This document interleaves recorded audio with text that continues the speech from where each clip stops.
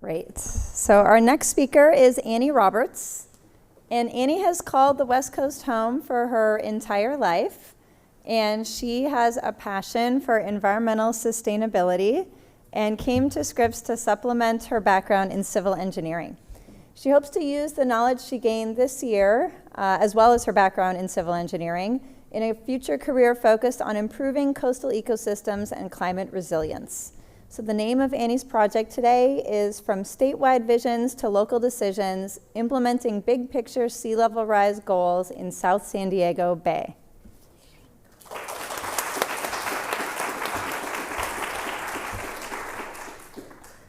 Thank you, Samantha. We often hear about sea level rise as something that we're planning for in the future, something we're planning for in 50 or even 100 years. But these images show ocean waters flooding in Imperial Beach in the past few years. This is an area where this type of flooding is becoming more and more frequent. These images are just one example that for many areas, sea level rise is already causing impacts and requires urgent action. So a little background on sea level rise. Sea level rise is accelerating due to human-induced global greenhouse gas emissions, and is generally caused by three factors: melting ice sheets and glaciers, ocean warming causing thermal expansion, and vertical land motion. South San Diego Bay is one area that's vulnerable to sea level rise impacts, and it's an area with a unique and complex history. South San Diego is a region that is historically diverse and houses many lower income communities. This area is disproportionately exposed to environmental hazards, as is shown in this figure, where the orange and red areas are places that are cumulatively impacted by higher exposure to pollutants, as well as socioeconomic stressors. The area has been historically altered. The map on the left shows an idea of the historic extents of the San Diego Bay shoreline, while the map on the right shows the bay today. Much of the bay has been dredged for maritime uses, and a significant amount of the shoreline was developed to support industrial uses. One of these uses was the South Bay Power Plant, which was demolished in 2013. Another is the South Bay Salt Works, which at one point extended across almost the entirety of the southern end of San Diego Bay. A third is this kelp harvesting facility, which operated on the bayfront during World War I to create gunpowder, giving the area the name that sticks with it today of Gunpowder Point. These and other industrial uses, along with maritime uses and historic dumping, have led to contaminated soils within the bay. Although there's been this historic alteration, the area today is home to salt marsh and mudflat habitats, protected by the San Diego Bay National Wildlife Refuge. The area is home to many species of birds and is a popular birding location. The area also provides habitat for threatened and endangered species, such as the eastern Pacific green sea turtle, Belding savanna sparrow, and salt marsh birdsbeak, which is an endangered marsh plant. Coastal access has also been an emphasis in more recent years. A significant effort has been the Bayshore Bikeway, which is a public bike path that extends 24 miles of the San Diego Bayfront and provides important regional connection as well as recreation. The area has many different jurisdictions. It includes 5 cities: Coronado, Imperial Beach, San Diego, Chula Vista, and National City. In the Port of San Diego, the U.S. Fish and Wildlife and the U.S. Navy manage a significant portion of the tidelands in San Diego Bay. These jurisdictions are tasked with planning for sea level rise. The efforts are guided by sea level rise and coastal land use policies at the state and local level, such as through the Ocean Protection Council and the California Coastal Commission. These policies prioritize the protection of coastal access, natural habitat, vulnerable communities, and infrastructure. However, sometimes addressing all of these priorities at the community level is complex and challenging, or lack of funds makes it difficult to prioritize all at once. Also, the main priorities of one stakeholder in the area may differ from another. The objective of my project was to look at these state and local sea level rise policies and examine how they're integrated into local planning efforts in South San Diego Bay. The goals of my project were to support regional collaboration through understanding the unique project needs for adapting to sea level rise, identifying opportunities for stakeholders to work together towards common visions, and promoting the understanding of the area's equity and environmental justice challenges. My project approach was to first review these existing sea level rise and coastal land use policies, and within these policies identify the priorities that address equity and environmental justice, coastal access, natural resources, and infrastructure. I then selected 2 coastline projects in South San Diego Bay and identified the project visions, then interviewed stakeholders involved in the projects to gain a deeper understanding of the complexities of each project. And then finally, I evaluated how the projects use, align, or are challenged by existing sea level rise policy guidance. Using the state guidance, I identified policy priorities within 4 different categories. Equity and environmental justice policies partially included providing early and consistent public engagement and incorporating social implications in the planning process. Coastal access priorities include protecting public trust lands and providing maximum public access. Natural resource priorities include minimizing shoreline armoring, such as levees or seawalls, and maximizing nature-based adaptation. Infrastructure and economic resilience policies include minimizing hazards to infrastructure and including economic analyses in sea level rise planning. After identifying these policy priorities, I looked at how the policies are applied in 2 case studies, the Bayshore Bikeway Resiliency Project and the Chula Vista Bayfront redevelopment. I'll start with the Bayshore Bikeway Resiliency Project in Imperial Beach. The project is led by the City of Imperial Beach with the goal to retrofit a portion of bike path to adapt to sea level rise. The project involves coastal habitat in a national wildlife refuge, coastal access along a section of the Bayshore Bikeway, providing important regional connection as well as access, and infrastructure, including Bayside Elementary School and housing. Through conversations with city employees and elected officials, funding was highlighted as a significant challenge. Imperial Beach is a historically underserved community with limited city funding and resources. The community has many other investment needs on top of sea level rise adaptation, such as improving its Parks and Rec department or providing scholarships for the junior lifeguard program. Sea level rise adaptation poses a funding challenge for all coastal cities, but it's a more significant challenge for cities like Imperial Beach with a small budget compared to nearby more affluent cities like Coronado or Del Mar. This small community is tasked with finding funding for sea level rise adaptation that will provide benefits that extend beyond the reaches of the city because they're providing a space that's open to all, not just those that live along the coastline. This project aims to incorporate the state policy priorities by maintaining public access while also protecting housing and infrastructure and incorporating areas for natural resources.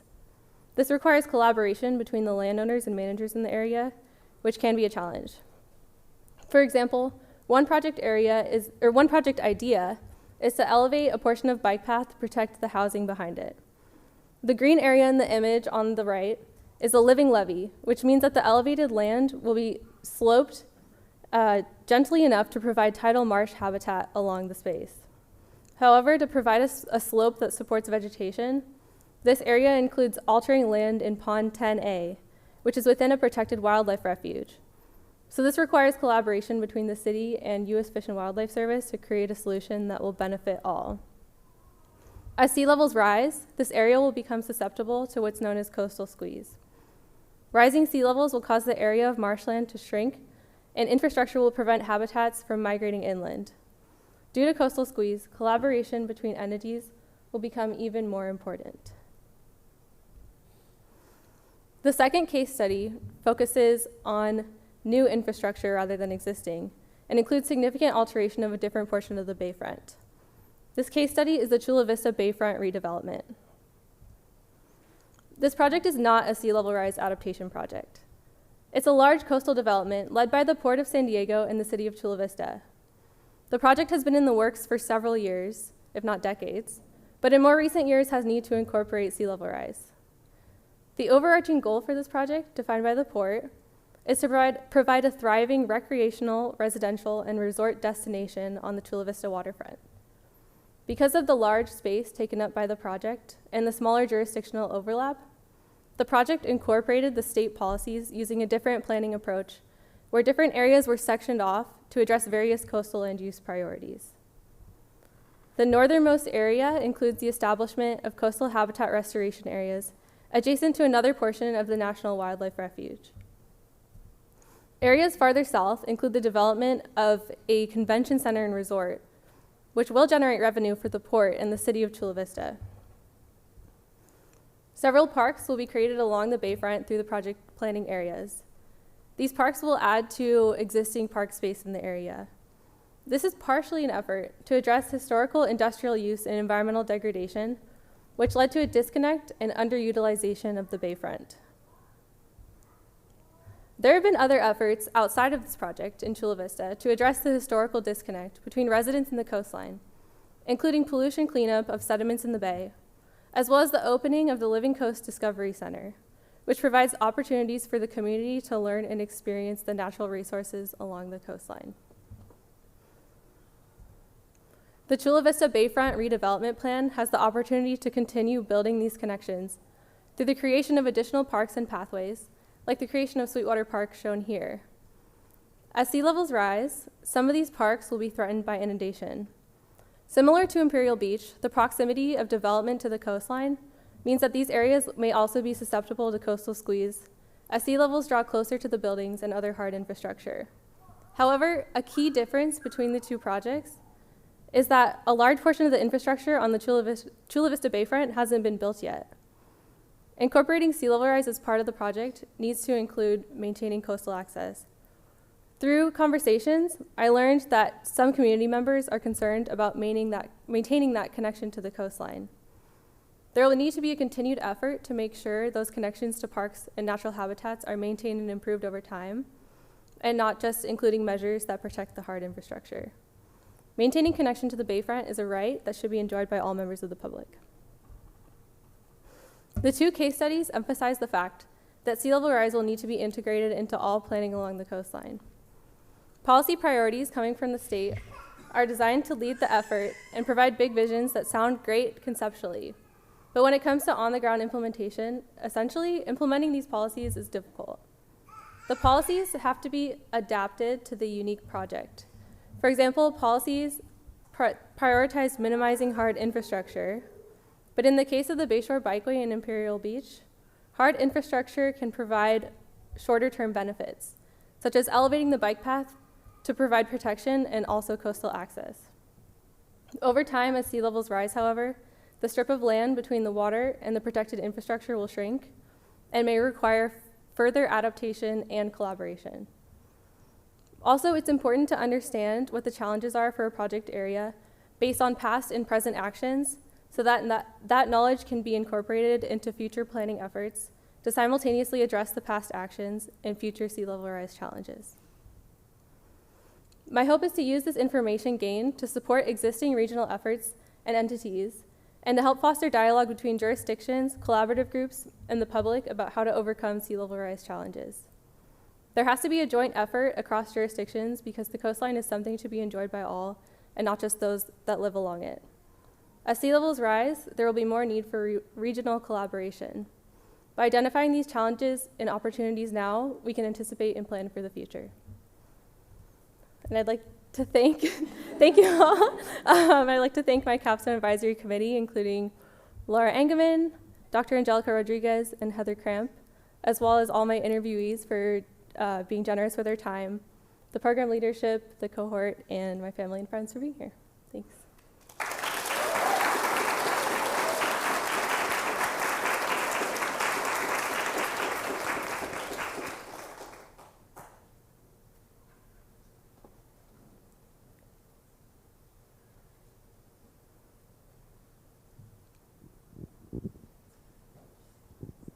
Great presentation. I was wondering if you had any challenges come up with working on this project. It seems like you had to do a lot of research and a lot of talking to people, but I'm didn't hear much about like your process or what was hard. And yeah, tell us about your journey a little bit. I think I would say it's a very like new space for me to be in, and maybe this isn't necessarily a challenge, but kind of like looking back on it, I think that there are perspectives that I wish that I could have gained more of, and maybe just didn't have enough time to find all those groups to reach out to. So I think just learning about these two projects was kind of like a big task, especially with the Chula Vista one. It's been in the works for so long, it's got a lot of these complexities. So just kind of getting my head around that project took a lot of time, and I think that was a challenge because I would have liked to kind of gather some more perspectives just after gaining that knowledge.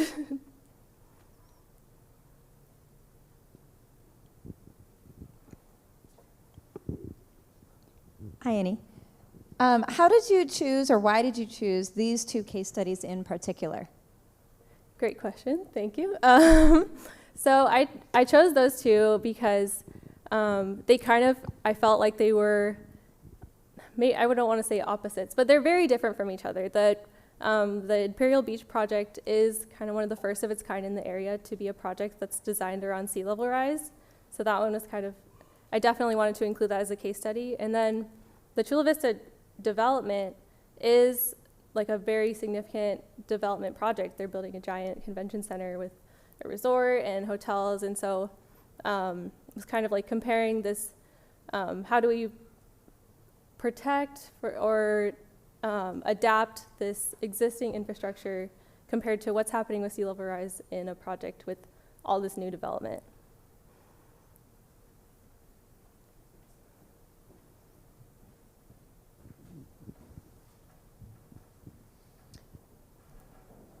Thanks, Annie, for your presentation.